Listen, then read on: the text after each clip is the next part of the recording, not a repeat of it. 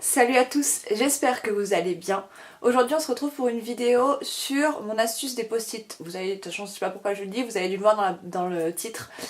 Je fais cette vidéo car dans les vlogs, je montrais souvent que je travaillais avec les post-it et vous avez été nombreux à me dire que ça vous intriguait un peu parce que vous trouviez ça comme technique un peu brouillon. Alors je me suis dit que j'allais vous faire une vidéo pour vous montrer la façon dont je travaillais avec ces post-it et comment je m'organisais avec ça, sachant que c'est pas une technique du tout universelle parce que je le répète plusieurs fois, mais il n'y a pas de technique pour écrire. Vous écrivez comme vous le sentez. Que c'est la première fois pour un projet que j'utilise la technique des post-it, que je maîtrise pas du tout parce que j'écris mes idées certes sur les post-it, mais je suis tellement brouillon que des fois je les utilise pas. Enfin j'écris mes idées, mais que des fois, comme mes idées elles sont encore dans la tête, j'écris sans regarder mes post-it. Mais je vais vous montrer majoritairement comment je fais avec ces petits post-it, comment sont organisés mes tas, qu'est-ce que j'écris sur ces post-it et quels sont les plus selon moi. Avant de passer au plan précis sur mes petits post-it que je vous ai étalés ici, je voulais vous annoncer que j'allais faire sûrement une FAQ, donc si vous savez pas ce que veut dire FAQ, c'est foire aux questions. Donc n'hésitez pas à me poser vos questions, peu importe sur quoi elles peuvent être. Genre je viens de recevoir une question sur quel outil j'utilisais pour me filmer. Donc voilà, vous pouvez me poser sur comment je filme, qu'est-ce qui m'a poussé à filmer, sur l'édition, sur ma façon d'écrire, sur mes histoires en général. Posez-moi toutes les questions que vous avez envie de me poser, je choisirai celles auxquelles je réponds. Voilà, je vais faire une vidéo du coup FAQ. Donc lancez-vous, dites-moi tout ce que vous avez à me dire. Et allons-y, allons regarder comment je travaille avec mes petits post-it. Bon alors déjà pour commencer, je vais vous présenter tous mes post-it. Donc j'espère que sur la vidéo vous pouvez pas être trop spoilé par ce qui est écrit sur les post-it si jamais vous lisez semblable parce que ça craint pour moi si vous savez déjà à l'avance ce qui va se passer. Donc ce tas c'est pas écrit sur le dessus mais c'est le tas du tome 1, donc de Violette. Enfin du tome qui est vu par Violette. Donc là il y a toutes mes idées pour ce tome là. Donc là c'est le tome 2 vu par Enda. Et après j'ai un peu des tomes qu'on appelle, enfin que j'appellerais plutôt des tomes, des tas poubelles, si on peut dire ça comme ça. Donc là j'ai ce que j'appelle les idées de fond. Donc les idées de fond, dedans, comment vous dire, j'ai des choses qui sont pas en fait des faits ponctuels, c'est des idées qui vont être là tout le long. Par exemple des idées des pensées que le personnage va avoir tout le long de l'histoire, et c'est des choses voilà, que j'ai mis dans idées de fond, pour que moi je me rappelle que le personnage du début jusqu'à la fin, il a ça dans sa tête, que c'est sa façon de penser à lui. Ensuite dans citations, c'est des citations quoi.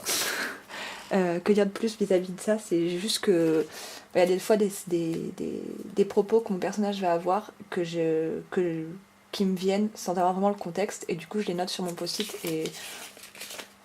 et voilà, je les ai là, et du coup parfois quand je suis dans mon texte, je suis en train de rédiger, je me dis tiens, ce serait bien que je mette tel genre de propos à ce moment-là, et je regarde s'il n'y en a pas déjà des choses auxquelles j'ai pensé qui sont dans citation. Et ensuite il y a les portes. Donc je crois que j'en ai déjà parlé dans une vidéo des portes. C'est ce que j'appelle les portes ouvertes.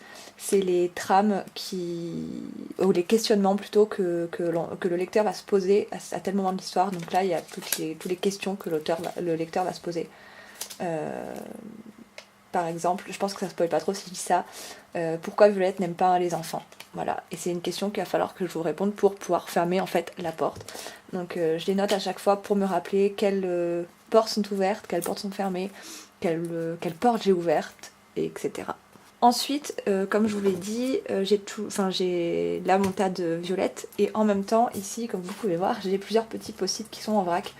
En fait, c'est des idées qui me sont venues un peu comme ça, et qu'il faut que je classe dans l'ordre chronologique du tome qui parle de Violette.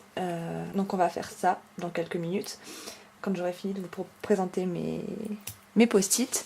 Donc là j'ai ceux-là aussi. Pourquoi ils sont pliés? En fait c'est ceux quand j'ai sur mon trombone, je les mets comme ça à la fin. Voilà. Et pourquoi? C'est simplement parce que ce sont un peu comme des idées de fond, mais vraiment précises à certaines choses, donc particulièrement à Violette, ou des idées peu importantes, des moments peu importants, mais que j'aimerais bien pouvoir mettre Donc je me dis si jamais j'ai un trou dans mon histoire, je les mettrai. Et je sais qu'elles sont là. Et enfin j'ai toujours un petit... Bon je vais essayer de pas vous le montrer parce que ça spoil l'histoire. J'espère que voilà, ça se voit pas sur la caméra. J'ai ce petit post-it qui est toujours sur mon ordinateur parce que c'est vraiment des choses qu'il faut que je me souvienne. Et là c'est vraiment la mentalité qu'a Violette à ce moment-là. Comment elle se sent psychologiquement en ce moment. Et du coup ben... Je l'ai noté sur ce petit post-it pour pouvoir me souvenir exactement, que ça me reste à l'esprit quand j'écris de comment elle se sent mentalement. Donc là, j'ai ma chronologie de Violette et là j'ai toutes mes idées en vrac. Et donc il va falloir que je les mette dans mon ordre chronologique. Sachant qu'il y en a c'est vraiment des idées et l'autre c'est plus des citations, des choses que Violette ou un autre personnage sont censés se dire à un moment de l'histoire et que je sais pas trop où est-ce que ça va aller. Donc avant de les classer je relis un petit peu ce que j'ai écrit parce que je me souviens pas tout le temps à quel moment... Enfin ce que j'ai écrit. Surtout que des fois ça m'arrive de les écrire quand je suis à un passage de mon histoire, je suis là « Ah, ça serait bien qu'à tel moment il se passe ça d'autre » donc forcément ça dans ma tête ça part un peu. Donc ça, je sais à peu près où ça va et en général je sais un peu comment ce tas est rangé à force de toujours l'utiliser. Je me souviens du rangement qu'il a. C'est par là. Voilà. Donc enfin un qui est rangé.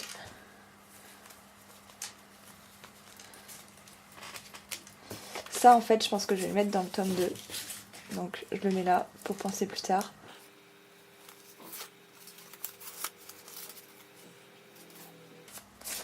Ça va aller ailleurs.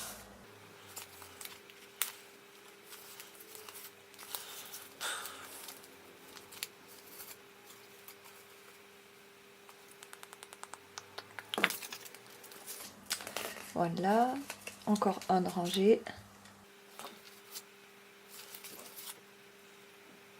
Donc voilà, j'ai fini de ranger mes petits post-it. Là normalement c'est ma chronologie du coup du tome 1 de ce qui me reste à écrire, donc ça fait encore pas mal de choses. Des fois je supprime des passages parce que je me dis qu'en fait c'est pas utile ou j'ai plus ou moins déjà dit ces choses là. Voilà, j'espère que cette vidéo vous a plu, que vous avez pu voir un peu comment je m'organisais. Encore une fois je le répète, ça n'a rien du tout d'universel. Si vous, c'est une astuce qui ne marche pas, cette astuce des post-it, ne l'utilisez pas. Si vous avez envie de la tester, testez-la. D'ailleurs, si vous avez d'autres astuces, n'hésitez pas à me le dire dans les commentaires, parce que ça m'intéresse, parce que je change tout le temps de façon de travailler. Des fois j'utilise des cahiers, des fois j'en utilise pas. Non, les cahiers j'en utilise majoritairement tout le temps, mais des fois j'écris beaucoup de choses dedans, des fois j'écris presque rien. Des fois je fais des fiches de personnages, des fois j'en fais pas. Des fois je fais des plans quand j'ai besoin pour certains chapitres, des fois j'en fais pas non plus, donc voilà.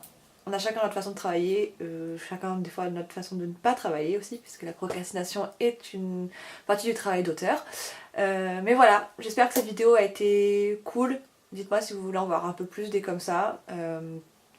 Tirez les conclusions que vous voulez du coup de cette vidéo.